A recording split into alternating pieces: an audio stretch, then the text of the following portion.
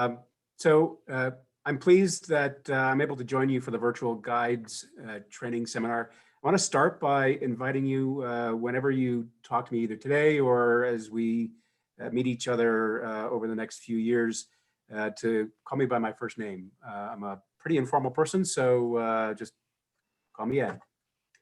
I understand that, as Alan pointed out, the theme this year is towards a better future. And honestly, I couldn't agree more. I think all of us are full of hope for a more inclusive, safe, respectful future for the park community and our partners. The themes you've identified are very much aligned with the themes that I'm using to manage the park. I want to let you know that I'm thrilled to join you in preserving the Grand Canyon National Park. I view you as important partners to us. We have a great responsibility and we have a great mission. It can be challenging, to be sure, to manage the park in a manner that defends its resources, honors its scientific legacy, engages effectively with tribal communities and governments as well as state and local governments, and integrates the interests of our public and stakeholders, all while providing recreational experiences, which all of you are really instrumental in helping us accomplish. I believe we can meet and exceed these challenges together. I'm going to take just a few moments to tell you a little bit about myself. For those of you who have already read the current edition of the BQR, some of this will be a little bit repetitive, but I think it's important for me to introduce myself to all of you. So please bear with me if this is a bit repetitive. I've known Secretary Bernhardt, former Secretary Bernhardt, for almost 20 years. And he called me into his office a little over a year ago now and told me that he had a hard time filling the Grand Canyon superintendency.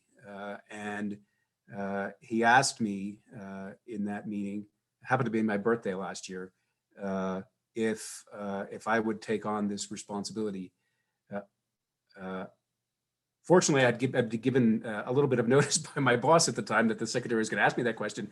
And when Secretary Bernhardt asked me that question, I told him probably in less than half a second that I would consider it a great honor. I have traveled the world extensively in my life, particularly when I was served in the Army.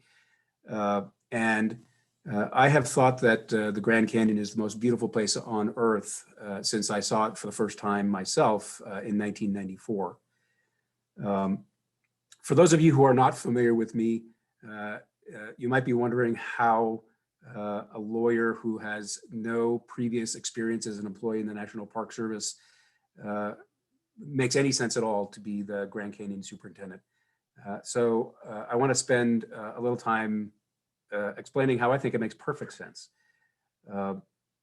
I grew up in a small town in northern New York, about 7 miles from the Canadian border, about the size of Williams.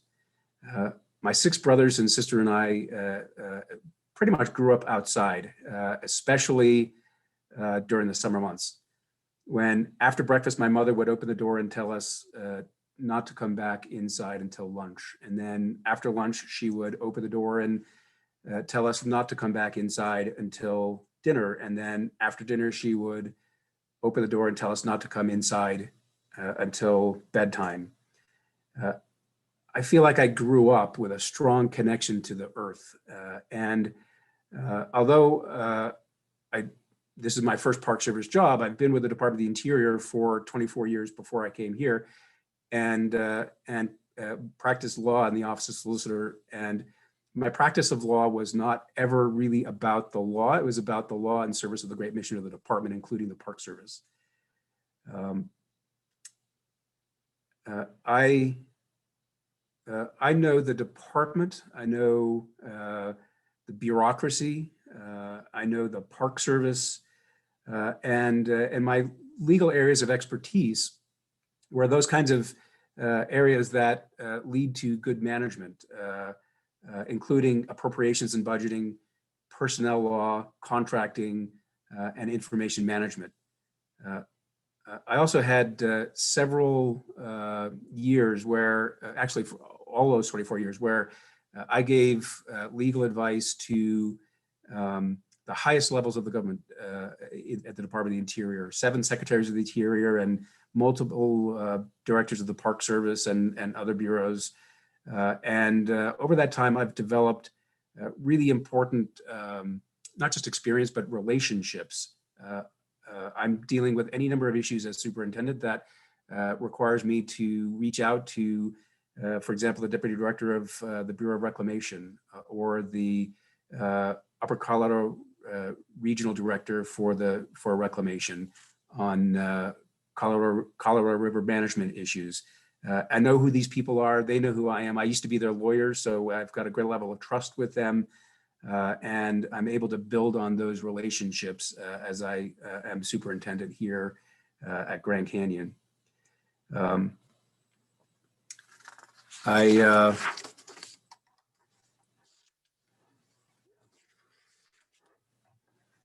want to say that one of my priorities this year is to get back on the river, for the Park Service to get back on the river and to normalize river operations. We are developing a 2021 NPS River Program Framework, and we expect that will be an important piece of the equation for us to get back on the river and do so effectively. My predecessor began this work, and I'm proud to be able to carry on the rebuilding of our river program. Throughout the planning process, the Grand Canyon staff have made progress towards aligning the updated river program to the NPS mission and its values. This framework will require operational accountability, efficiency, and safety, and it will clarify staff roles and responsibilities with an overall emphasis on managerial transparency. Most importantly, the framework in 2021 will ensure best practices for a professional, collaborative, and safe and inclusive work environment for all NPS River mission participants.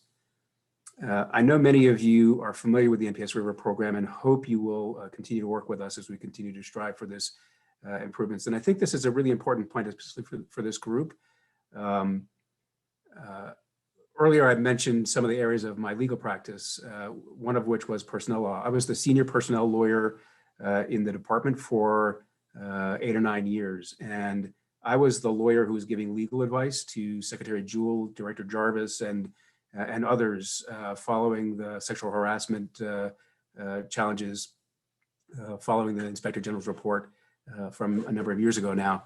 I was intimately involved with and understand as much as anybody can who was living in Washington at the time, the challenges that issue raised.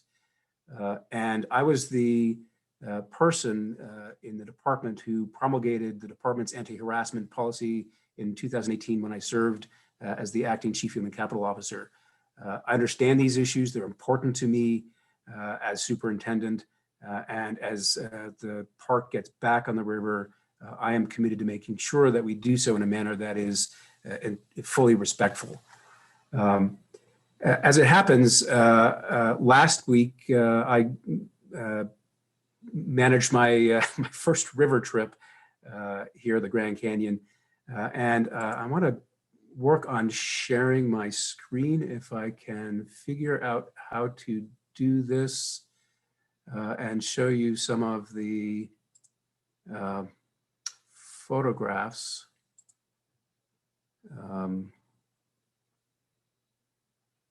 Here, I think this is it. Yes, we can see it. Yeah, you can. I'm trying to make it so you can see the. What did I just do? Open the slide deck. Here we go. Rather than. You want to go to present at the bottom corner. It's the little icon, far right, far down. Right. Oh. Well, I'll just leave it like this and we'll go down. That works. So you can see the presentation. Sorry, I'm exposing my technical incompetence here. Um, so before I talk about park operations, I want to share with you some observations from my first river trip, which I participated with Grand Canyon Whitewater. So I want to thank anybody on the call who's with GCW. The trip was an archaeological mission with Zuni tribal member Octavius Sewatoa, who many of you I'm sure know, and the mission supervisor was Jen Durker, who I'm sure all of you, many of you also know. Our mission was to monitor Zuni archaeological sites and to engage in discussions with Octavius about how we in the park can better work with Zuni to both preserve these amazing resources and to understand them better so we can interpret them better and work with Zuni to interpret them better. Not everyone who visits the Grand Canyon shares the inclusive perspectives of our affiliated tribes along the principles that Alan read at the beginning of the presentation today. I want to work with you as well as our tribal affiliates to better preserve these iconic resources and to educate the visiting public. We also witnessed some great wildlife. So these are some bighorn sheep that were on the south rim on our first day. So sometime in the first probably 35 miles. And my staff tells me that that's actually a pretty big deal, that some of the challenges that we've had with managing the bighorn sheep population suggests that it's a really good, healthy sign that they're here. And that I think this is a 2-year-old ewe here. One of my observations was that the river guides can help us to understand this resource, the natural landscape, where our fauna is. And one of the things I want to talk to you about is how we can more collaboratively work together to for you to assist us in managing the park by gathering information, sharing information. Brian Durker, who was one of the guides, was collecting bug information for GCMRC during the trip, and Santiago Garcia from our science resource management staff was collecting bat data. And they had one of these great moments where they realized that they could collaborate on the river with those two projects. And so they did that throughout the entire trip, which was, I think, a tremendous example of how we can work together on pursuing science here in the park. I also happen to have been on the river during the low flow. So I had firsthand experience on the river, I tell you that the guides that we were with Grand Canyon Whitewater were really excited to be on the river during the low flow. And you can tell that by the pictures here, the picture here of the Hance Rapids. I'm sure you knew these rocks were here, but now you've got confirmation that they're there. And you can see how much the river dropped by this photograph. I'll just leave it at that for a moment.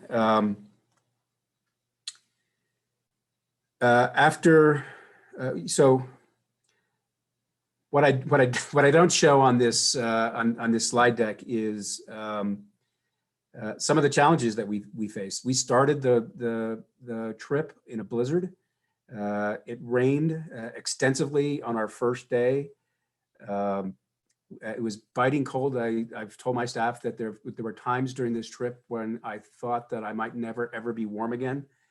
We camped for 2 days at Upper Tanner, and for that entire 2 days, we had a 20-mile-an-hour wind that was blowing sand everywhere, including inside our tents when they were closed and when we were sleeping.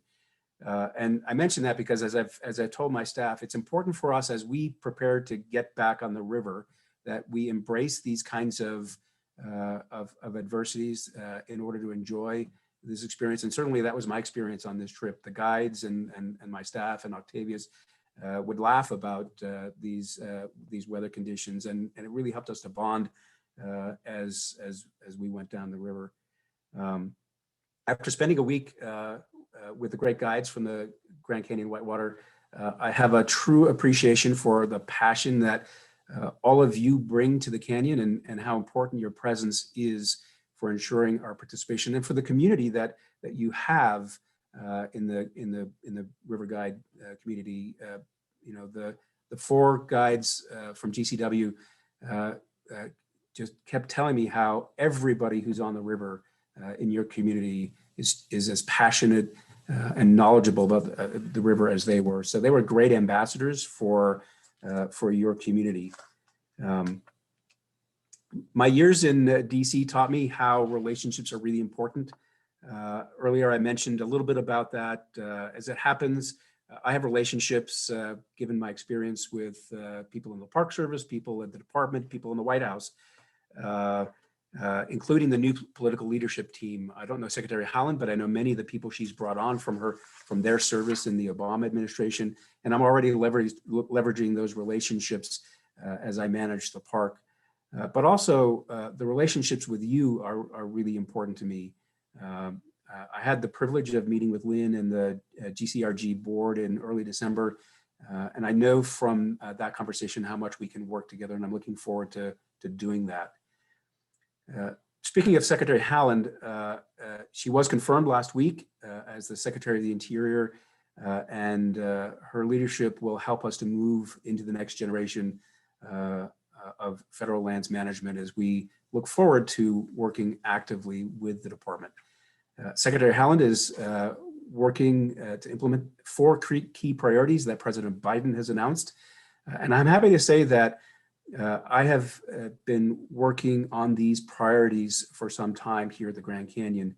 So I believe that the park is well positioned to closely work with the Secretary and the President on these priorities. So I'm going to spend some time talking about them with you to give you a sense of what's going on in the park. The first priority for President Biden that's relevant to the Department of the Interior is climate change and funding science. Climate change and funding science have really hit home to me since almost my first day in the park. As someone who must make decisions, I believe I need to rely on sound science. I used to be the legal advisor to the science advisor to the Secretary, and am well familiar with the bureaucracy of science in the department. But I also think that Grand Canyon, quite frankly, has underfunded science for years. I am working with the Park Service and department to get new funds for science positions and projects here at the Grand Canyon. And I also want to work with you to develop a clear process to engage with you on a citizen science initiative, as I mentioned earlier. I'm also interested in landscape conservation. And, you know, the Grand Canyon is a great and wonderful resource, but it's part of a broader network of natural resources. Next month, I will launch a landscape conservation initiative at TUIP with our federal land managers in the area to address common challenges together. So that'll include the BLM and Park Service leaders of Grand Canyon Parashant, Zion National Park, and other national parks in the area. You know, we have many common interests: uranium mining and the effects of uranium mining in our areas, poaching, development from private developers in and around our areas, and managing the visitor experience in a responsible way. There are threats to funding the Colorado River Basin Fund. So I'm working with the Park Service and the department to secure appropriations for that important project. And I'm working with the Grand Canyon Conservancy. I saw Teresa McMullen is here today, so I want to thank her for her support on these issues. And I understand from talking to Jan Balsam, who's also on the line, that GCC has been successful in funding some stream gauges for us because that funding has been a bit of a challenge lately. So I'm greatly appreciative of their support. A second initiative for the president is racial and social justice, and this gets to really very clearly the issues that Alan identified at the beginning of the day. I am leading an initiative here at the park to redesign our engagement with our affiliated tribes. I've spent the past many months working with our staff and tribal colleagues on the many ways we can enhance our relationship and make meaningful changes. COVID has frankly presented a challenge for us. Tribal leaders have really been focused almost exclusively on COVID in my time in the park. So we haven't dived deeply into these issues, but I've been thinking about them a lot, and am prepared to engage with them along a wide range of issues. And one of those is Desert View. It's a great example of how we can work collaboratively with the tribes to promote a much more inclusive and respectful Indigenous perspective and create opportunities for tribal members to participate in the park and have opportunities to demonstrate their skills and trades. I've had the opportunity to tour the Watchtower, and I tell you, I don't know if you've been in the tower, but it's an amazing resource. And we're looking forward to opening that later this year. Our engagement with the tribe on implementing the Desert View strategic plan for intertribal program and a first voice cultural interpretation place has been stalled due to the pandemic. But GCC and the National Park Foundation and the park have been working with tribal leaders to continue some of our planning on this project, and we're going forward with development in that area. Desert View remains the linchpin to strengthening our relationships with our affiliated tribes, and I hope to extend the lessons and opportunities at Desert View to other parts of the park. I've started to develop a proposal to redesign our tribal engagement before this administration began. And my plans are perfectly aligned with racial and social justice and economic priorities. Part of what I hope to do is acknowledge the troubled history of the Grand Canyon with our Native people, one that mirrors the nation as a whole, yet is very personal for us here today. We have forcibly disconnected the tribes from their lands, and this is especially tragic because their connection to the land is different from what Western notions are. They have a sense of enduring cultural identity to the land. And I think it's important that we in the park and our park partners acknowledge that, as again, Alan alluded to. The renaming of Indian Garden is high on my priority list of immediate actions we can take locally to clearly identify tribal connections to this place. We've been working with the Havasupai Tribal Council and individual members to determine a correct name and spelling. And once we've got the go-ahead from the council, you will see a change in our local messaging. Unfortunately, I don't have the authority to do a formal name change by myself. That requires the U.S. Board of Geographic Names to do. And the government being the government, there's a bureaucracy to be followed. But we will do that once we can get an appropriate name identified, and I expect that we'll get that approval quickly, particularly in this administration. We're also working with our tribal colleagues through our intertribal working group on other place names that we can change locally. Being disconnected from this land leads to what at least some of our tribal neighbors refer to as soul death. This disconnection has contributed to the poverty all of our affiliated tribes experience. It also makes it hard for tribes to teach cultural values to their youth. I am therefore developing a multifaceted strategy to discuss with tribal leaders that I hope will reverse these practices.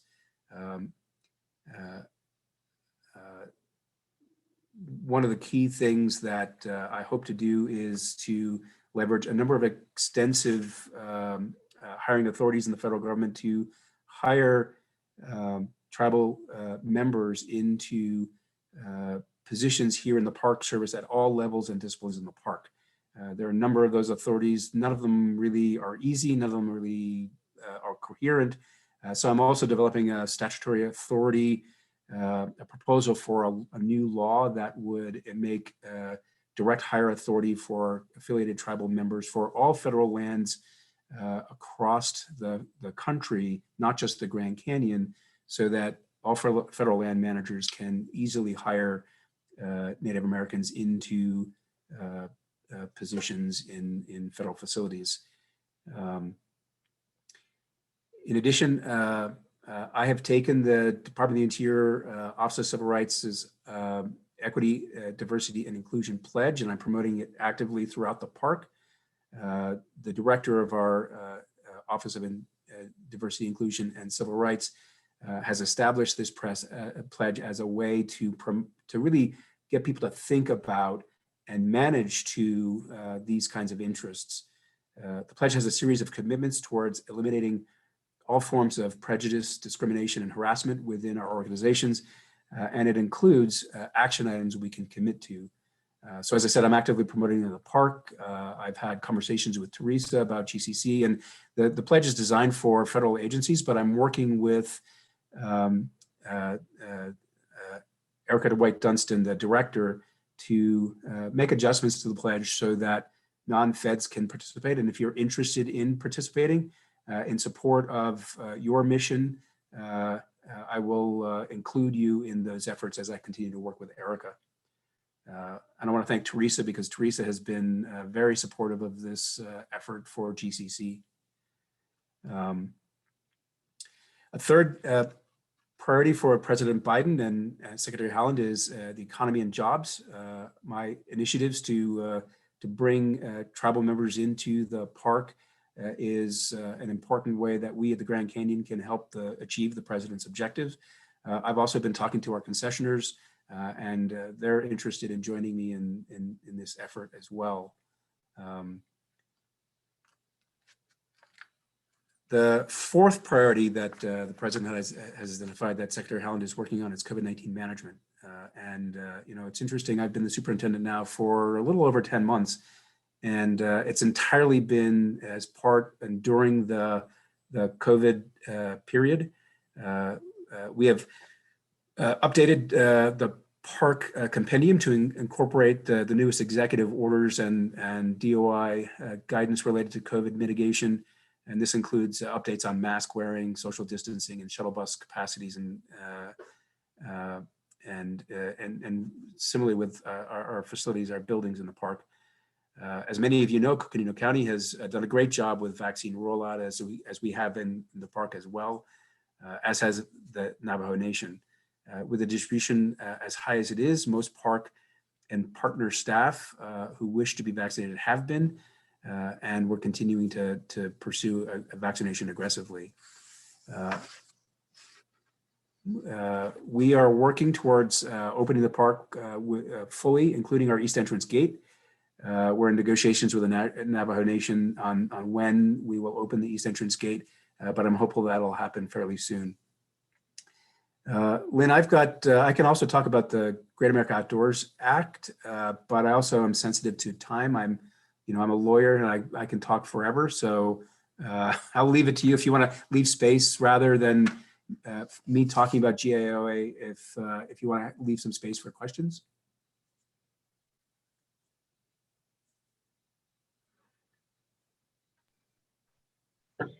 And let's go ahead with the questions. Or Lynn, I just saw you come off mute. Do you want to mention?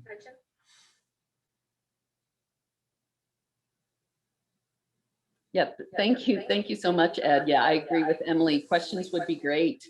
I'm sure that some people may have some. Great. And just FYI, I stopped sharing your screen so folks can see you bigger. Yeah, that's, well, I'm not sure that's a favor to anybody, but thanks Well, for those doing that pictures for were me. sure great. Yeah. Really appreciated. If you have questions for our superintendent, for Ed, please either put them in the chat or you can raise your hand under the reactions. There's a raise hand button and we'll invite you to come off mute and you can ask questions that way, but we have about 10 minutes for that.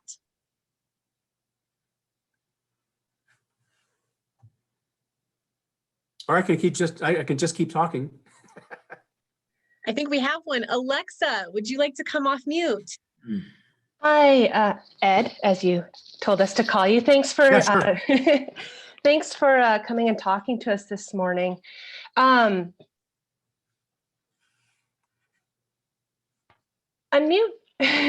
Sorry, I got muted again. You have mentioned a lot of really fascinating, and I have a million questions. So I'm going to try and boil it down into one. You talked a lot about some really interesting initiatives, and it really mirrored the times, in terms of talking about justice, talking about tribal interests, also funding science, which is very cool. But my main question is, and also talking about inclusivity, how are you going to do this? How are we going to build accountability to make sure that these things happen, that there isn't retaliation, that when you hire more tribal folks into the Park Service, that they're not entering a system that that still doesn't facilitate open communication and still punishes reporting, and this also goes, I think, with relationships to outfitters as well. How are you going to make it so that these things can actually happen? Thank you for the question. So there are a number of ways to accomplish that goal. So first, I've initiated a series of meetings with the park employees who are Native Americans now on current staff.